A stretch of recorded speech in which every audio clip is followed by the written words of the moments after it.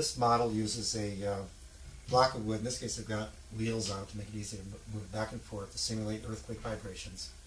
And these are dowel sticks of different lengths with blocks of wood on top. So we've got tall building representation down to short building. And I like, if there's a group of people, a group of kids, to ask them, which building do you think would move around the most in an earthquake? Which will move the most in an earthquake?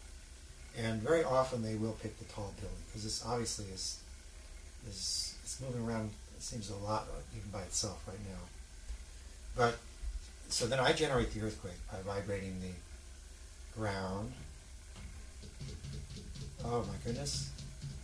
The short building has moved the most. Okay, well, now you know what the answer is.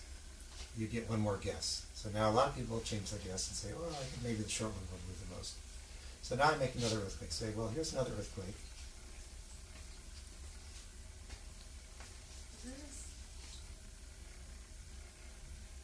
Oh, lo and behold, it's the tall one now that's vibrating the most. So at this point, I think it's good to have a question, an issue, for kids to think about for a second. Okay, now what's going on? There must be some trick to this. What is he doing differently between the short building moving the most and the tall building moving the most? And so then I explain that, well, it actually has to do with the resonant frequency of each of these buildings, which is quite different. The resonant frequency is the frequency the building wants to move back and forth if you just give it a bump. And you can see the short building moves back and forth very quickly when you just pull it and let it go. Tall building moves very slowly. And these move with intermediate frequencies.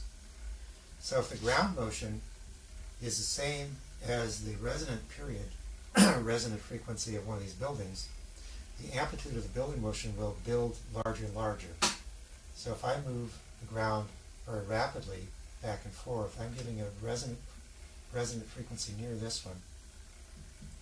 You can see the amplitude there gets very large. And if I go very slow,